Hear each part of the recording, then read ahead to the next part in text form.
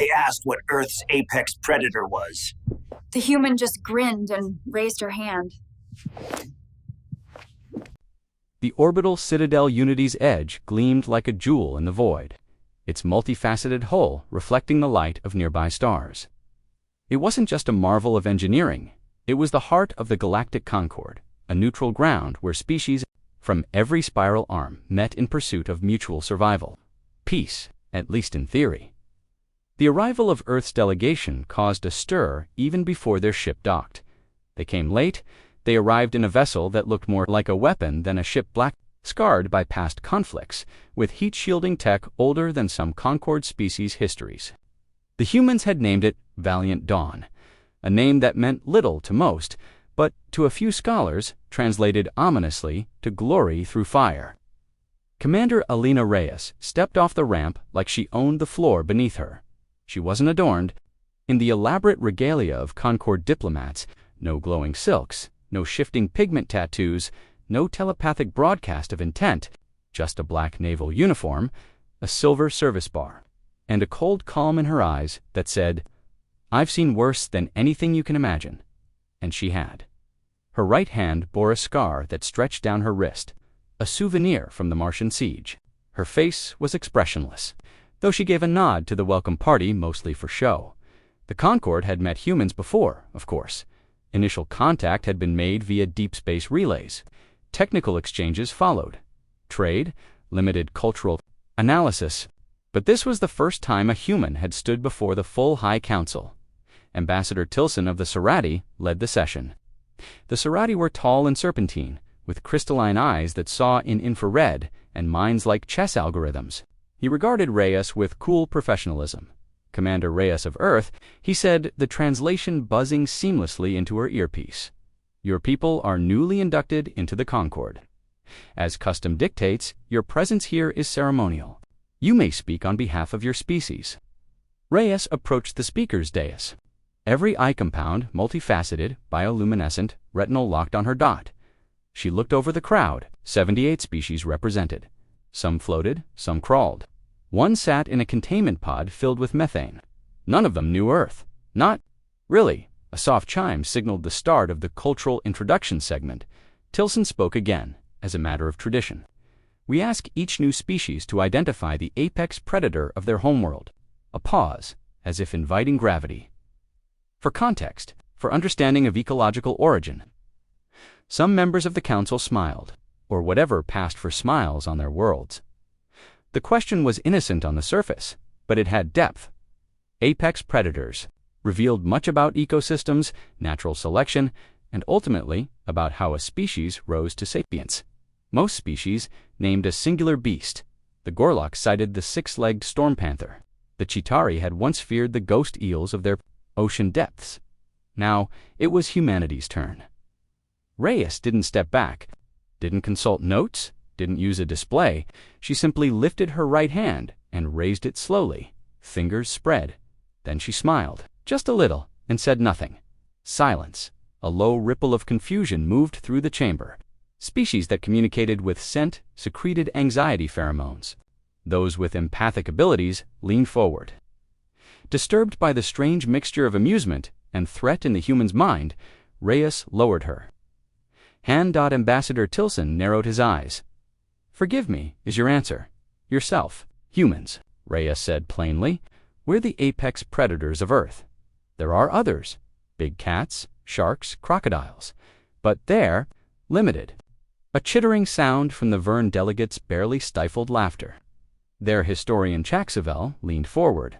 With respect, he buzzed. "Surely you are not serious. Your physiology is inefficient for predation. Weak claws, blunt teeth, bipedal motion lacks raw pursuit capability. Even your cranial configuration suggests high metabolic costs without proportional biological advantage." Reyes raised a brow. "And yet," she said coolly, "here I am, and here you are. And I had breakfast made from 5 different species, this morning, none of which were human." Shaksev, L went silent. The council stirred. Ambassador Tilson gestured. "Perhaps elaboration would benefit us all. Your claim is ... unprecedented." Reyes nodded once, with a subtle tap of her boot. A holodisplay bloomed behind her, flickering to life. But she didn't use charts or graphs. Instead, raw footage began to planient, grainy, but unmistakably human. Images of naked tribesmen sprinting across a savanna. Hours-long chases, wounded prey collapsing from exhaustion, while humans walked relentless. Persistence hunting. The scene shifted, early humans wielding spears, coordinating with hand signals, fire being lit, packs of wolves turning to partners, becoming dogs. Humans weren't the strongest, Reyes narrated. We weren't the fastest, not even close. But we endured, we adapted. And when something tried to kill us, we learned. Then we came back with tools. More footage. A montage of evolution, cities rising from jungles, the moon landing, combat training, soldiers in powered armor, medics hauling wounded through fire, children learning to code, deep-sea divers, astronauts, neurosurgeons, firefighters. We outlived the beasts that once ruled our world. Not because we're better in the moment, she said, but because we don't quit. We die, yes, but we don't stop. A pause. We turned our prey into partners, our enemies into stories, our fears into challenges. And when something threatened our place, we didn't run. We studied it, and we built something worse. Now the display showed images from Earth's past wars: World War II, orbital skirmishes, defense satellites, exosuits. The air in the council chamber was heavy. Several species with lower fight-or-flight thresholds were visibly disturbed. The aquatic Nulari sealed their tanks with a hiss. Chaxavel broke the silence again, his tone less amused. You claim apex status through violence? No, Reyes said. Through survival, violence is just a tool, like language, like fire. She looked around the chamber. You asked what Earth's apex predator is. It's not a tiger. It's not a shark. It's not a virus. It's not time. She held her hand up again, slow and steady. It's us. After the session ended, the council chambers were abuzz with unease. Though no formal objections had been raised, it was clear the humans had made an impression. Some found the display of self-awareness fascinating. Others found it terrifying. Most found it difficult to ignore. Commander Alina Reyes, meanwhile, stood at the panoramic viewport, overlooking the stars. Arms crossed, silent, watching. She had seen that kind of fear before on colony worlds in the eyes of tyrants who underestimated what survival really meant. It always started the same: disbelief, then anxiety, then the slow crawl of understanding. We are not the strongest, she thought, just the last ones left standing. Your species is quite dramatic. The voice was smooth and measured. Alina turned to see Ambassador Tilson of the Sarathi approaching. He carried himself like a python in a tailored robe, serene, efficient, and deadly. His eyes, translucent and crystalline, glowed faintly under the chamber lights. Alina smirked, says the snake with diplomatic silk. Tilson gave something between a bow and a nod, unbothered. If appearances unsettled us, we would not have made it to the stars. But your presentation was unconventional. Unfiltered, she corrected. You wanted to know who we are? I told you. Indeed, Tilson said, tapping a slim data rod against his palm. But you raise questions, tactical ones, philosophical ones, logical ones. He gestured to a nearby observation lounge. Transparent walls curved overhead, offering a breathtaking view of the blue giant star around which Unity's edge orbited. Reyes followed, boots echoing against the polished obsidian floor. Inside, several diplomats had gathered in quiet conversation. Some glanced over as Alina passed. The air around her felt pressurized, like walking into a room with predators disguised in robes and masks. The Sarathi sat, gesturing to the seat opposite him. Alina took it warily. I've reviewed the ecological scans of your homeworld, Tilson began. Earth's biosphere is hostile, statistically more lethal than nearly any Concord member's planet. Extremes of temperature, seismic instability, apex fauna, frequent microbial pandemics, limited atmospheric shielding. Alina nodded. Home sweet home. Tilson tilted his head. Yet your species not only endured this environment, you thrived, you industrialized, overcame planetary boundaries, even left your gravity well before achieving unified governance. This is illogical. Maybe to you, she replied. But it's simple predator logic. Tilson raised an eyebrow ridge. Explain. Alina leaned forward, her voice low and steady. We are not biologically perfect, not even close. No claws, no natural armor. Our senses are mid-tier, but we evolved around one thing: adaptation through abstraction. That's how we survived predators. That's how we became them, Tilson considered. But your biology is irrelevant, she cut in. We don't need claws. We made spears. Didn't need fangs. We made blades. We don't need to breathe underwater. We built suits. Hell, we looked at flying and just did it anyway. She tapped her temple. This is what makes us dangerous. Not the tools, not the guns, not even the nukes. The brain. It learns. Constantly. We fail. We adjust. We don't stop because we lose, and then we figure out how to win. The Serati was quiet for a moment, then a predatory culture with a metacognitive adaptation loop. Alina smiled. There it is, Tilson frowned, deeply unsettled. You're describing a species designed to out-evolve its own predators. That shouldn't be sustainable. It wasn't, Alina said. Not for Earth. We almost burned it down. Came close, but even then, we adapted. Learned. Changed. Barely, but enough. She leaned back. You want logic? Here's logic. When the environment became hostile, we built homes. When it froze, we made fire. When animals tried to kill us, we hunted them into extinction or domesticated them. When the world threw every damn thing it had at us, we got back up. Tilson was no longer recording. This was no longer a diplomatic formality. He was listening now as a scholar, as a strategist. And what if the galaxy throws something at you? He asked. Something you cannot outfight. Alina stared at him, unblinking. Then we outthink it. He looked at her hand, the same hand she'd raised in the council chambers. Not a weapon, not a claw, but a symbol of creation, of destruction, of decision, and choice. She noticed his gaze. We don't hunt because we enjoy the kill, she said. We hunt because we remember what it's like to be prey. Every threat Earth threw at us left a mark. We became what we needed to survive. And if that makes you nervous, she met his eyes. It should. In the data archives of Unity's Edge, Ambassador Tilson later updated the Sarathi threat matrix. Species: Homo sapiens, human classification. Anomalous apex primary traits: high plasticity intelligence, cooperative hunting structures, rapid innovation response, psychological tolerance for sustained trauma threat level, red potential existential risk. Recommendation: maintain strategic diplomacy, avoid escalation, monitor cultural evolution. Quarterly. But he added something else, something rare for a Serati record. Addendum: the human does not revel in violence. She understands it, wields it, but does not worship it. That is what makes her dangerous. They are not driven by conquest. They are driven by survival. That survival instinct just happens to be lethal when cornered. They do not posture. Worn. Later that night, Alina returned to her quarters. The lights dimmed as the door hissed shut behind her. She poured herself a small drink from the decanter, something earth-grown, smoky and sharp. Sat by the window, watched the stars. She thought of the question they had asked. What is your planet's apex predator?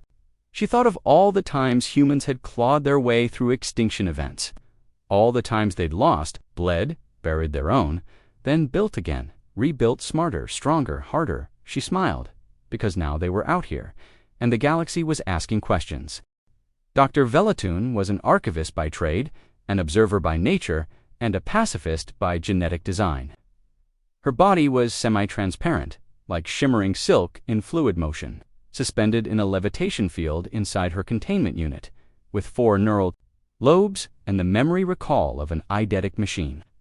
She had personally cataloged over 6,000 sapient species, but tonight she found herself standing outside the quarters of one particular human.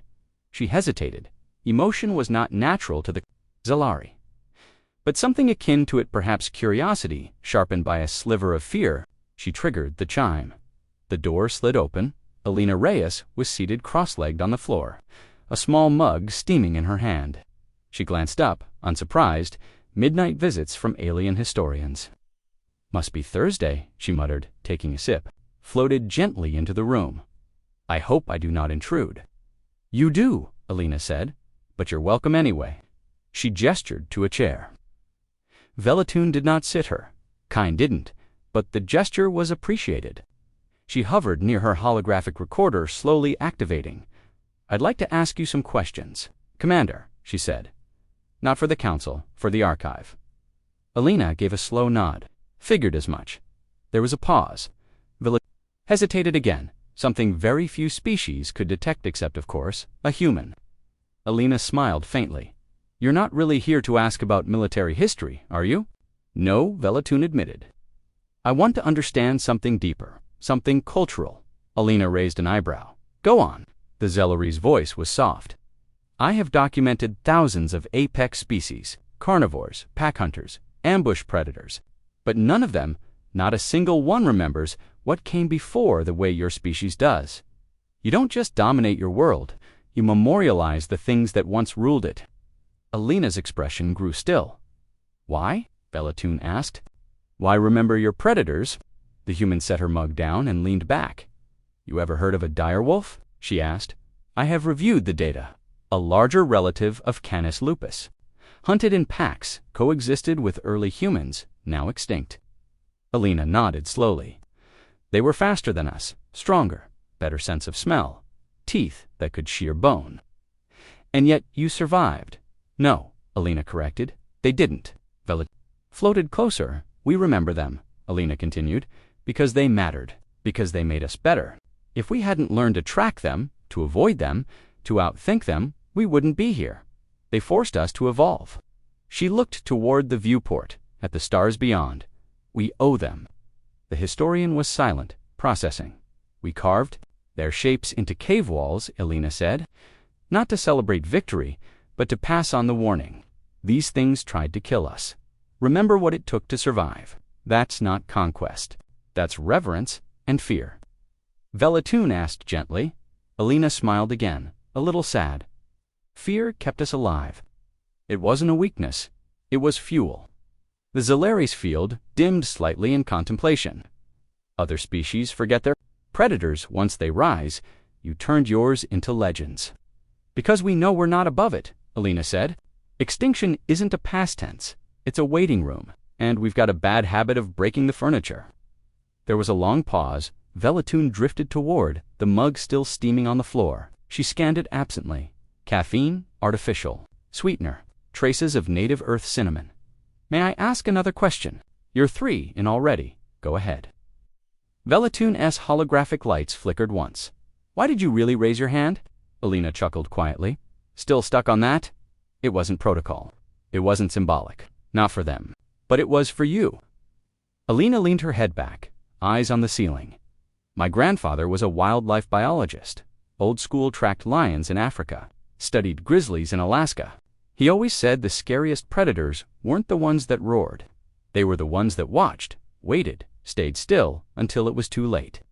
She flexed her right hand slowly, remembering, he used to say, "The real apex predator doesn't need to prove anything. It just needs to be the last one standing." A pause. "I raised my hand because they expected a name, an animal, a story. I gave them the answer they didn't want." Velatoon hovered in silence. Then, slowly, she spoke. "You became the apex, not because you killed the others, but because you remembered them." Alina looked her in the eye. "Exactly," the historian logged the thought in her archives. "It would take decades to fully analyze the cultural implications. But already she felt the paradigm shift. Humanity wasn't just a threat because of its tools, its fire, or its wars. It was a threat because it remembered how to be prey, and it had vowed generation after generation after generation ever to be prey again. Later, in the subarchives of the Concord Cultural Vaults, the Zellari would submit an entry titled Apex Memory, Humanity, and the Preservation of Predation.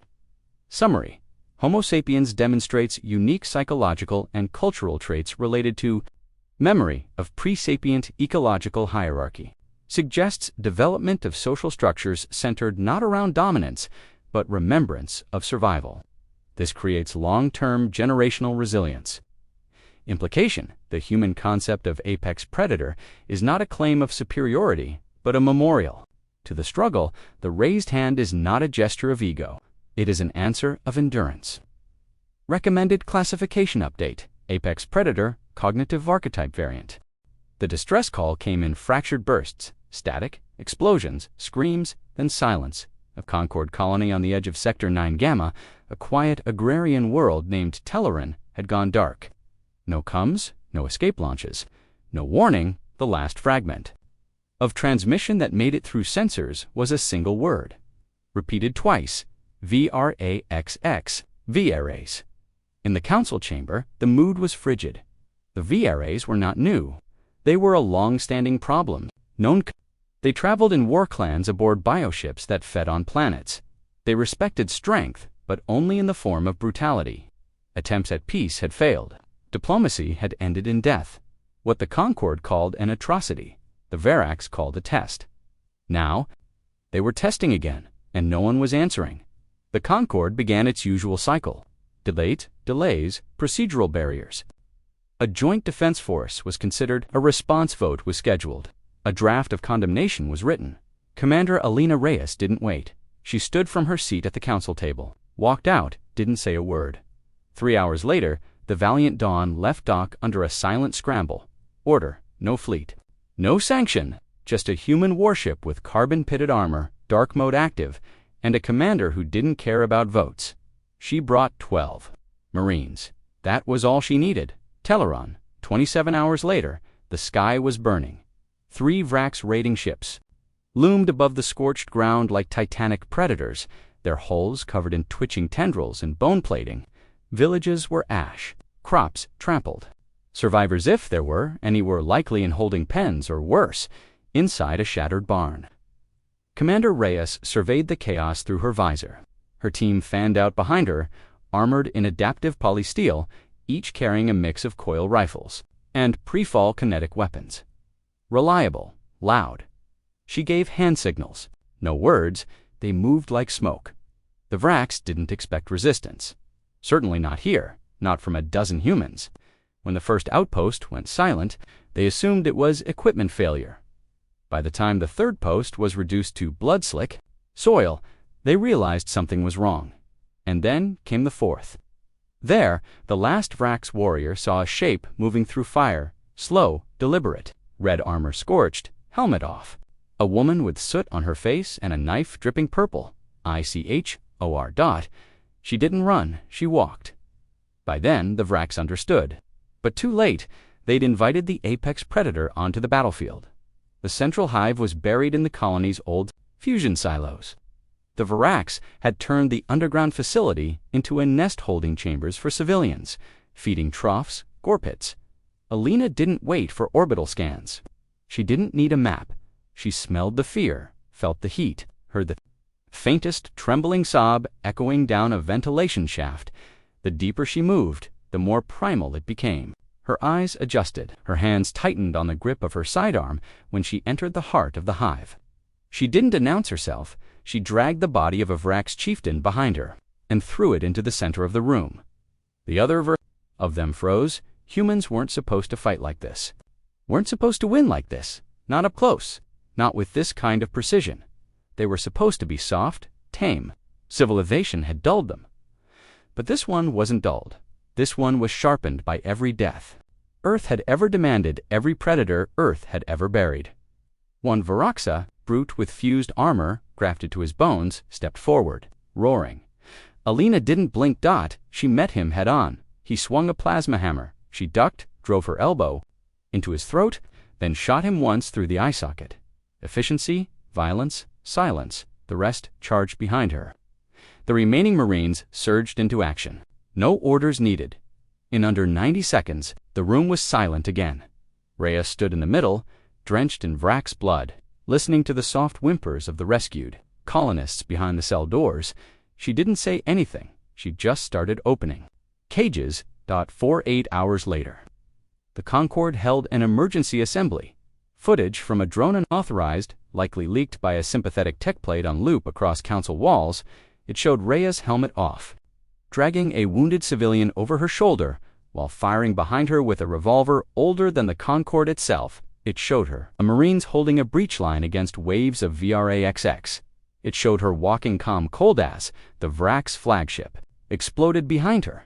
And it showed something else. One of the groveling, wounded, beaten, had asked her in broken galactic standard, "What are you?" The video ended with her reply, "The reason you're losing."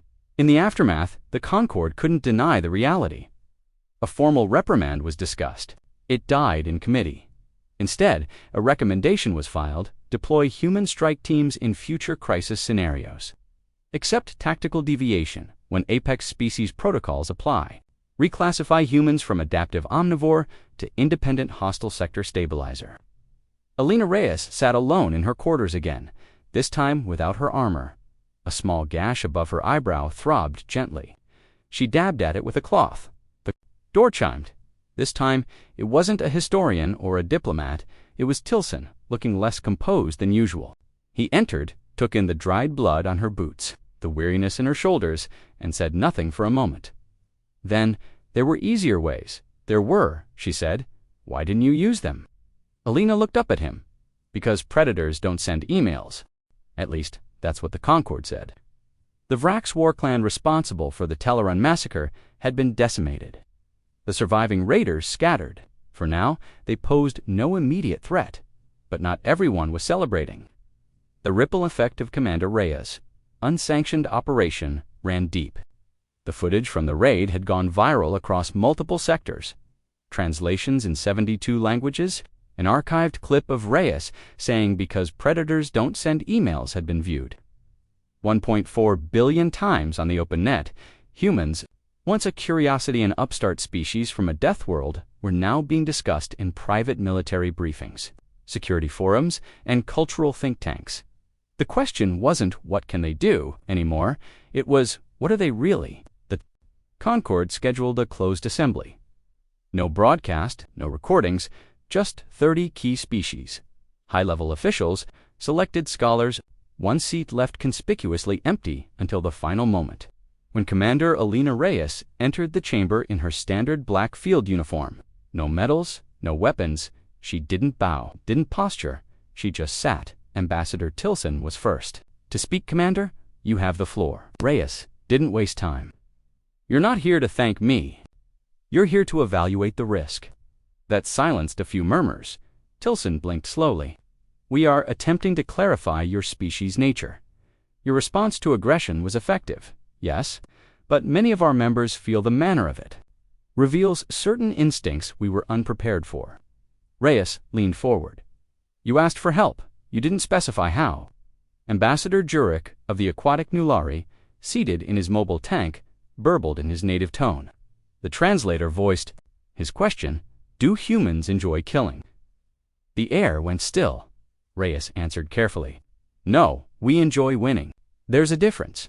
She scanned the room. We didn't evolve to kill for sport. We evolved to survive against things that were better at killing than we were. And when that wasn't enough, we evolved again. The Vern Chancellor tapped his data pad, but your history is riddled with war, genocide, self-destruction, your own archives record thousands of years of conflict.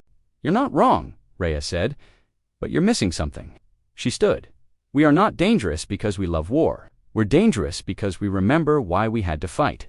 She pointed to the archive holoscreen. With a gesture, she triggered an image to appear preserved.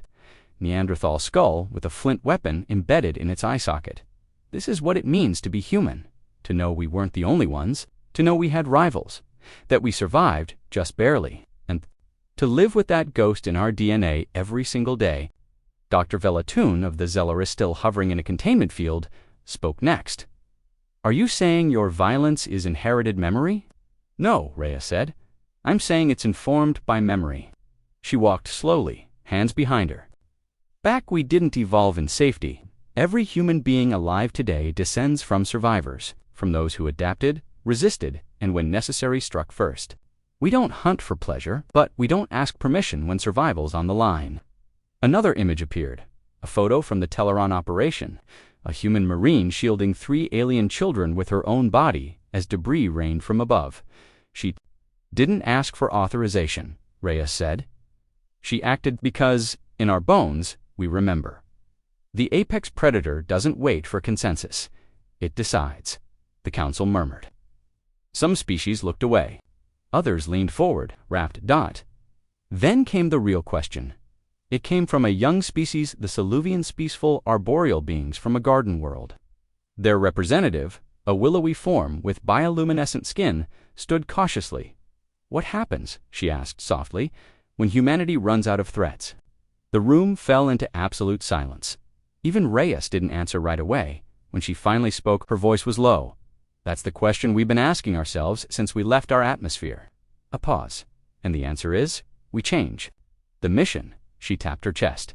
"We build, we protect, we explore, we heal. We don't stop, we just redirect the instinct. Some call it curiosity, some call it ambition. But it's the same core." She pointed at her temple.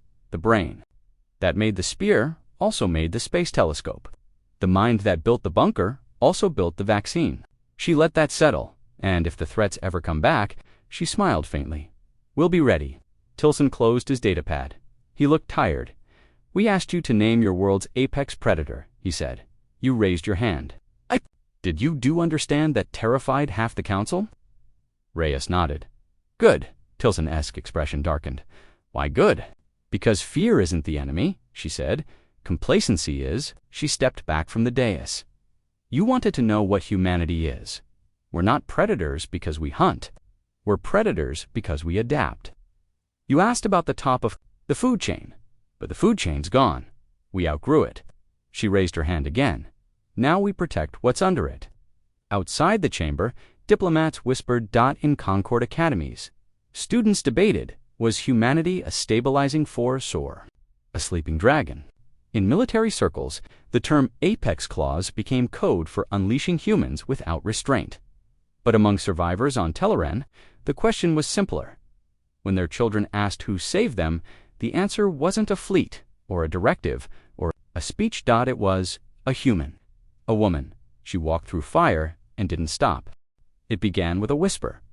A small scouting vessel, long thought lost, stumbled into orbit over an uncontacted planet near the galactic rim. The crew was half dead from cryomalfunction and deep space radiation, but their story was clear. They'd found something ancient, a species, predatory, intelligent, dormant. For now, the KORGATHI. No one in the Concord had ever heard of them. No records, no archives, no tags from the galaxy's thousands of surveyed systems. But the few images transmitted before the feed died were enough.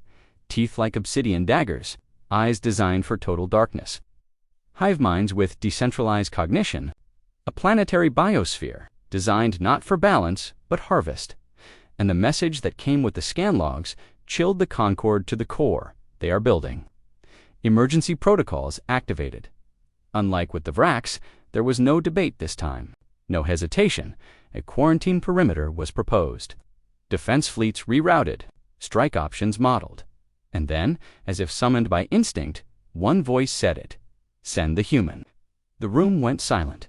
They didn't have to say who Commander Alina Reyes stood aboard the Valiant Dawn, reviewing the Korgothi footage with quiet, unreadable focus.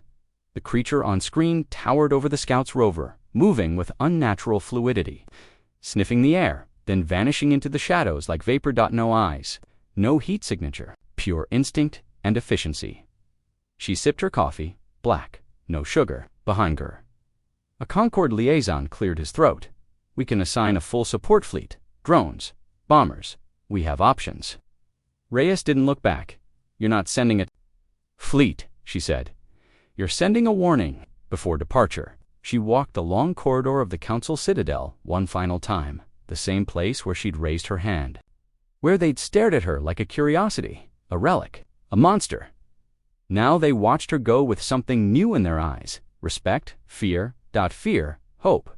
Tilson met her at the airlock. His eyes, once cold and calculating, now shimmered with something else entirely. "You're really going?" he said. "You've seen what's down there," she replied. "Others could do this." "No," she said simply. "They'd hesitate." "I won't." He reached out, his serpent hand hesitant. "I used to think your kind were dangerous because of what you were. And now?" she asked. "Now I know it's because of what you choose to be."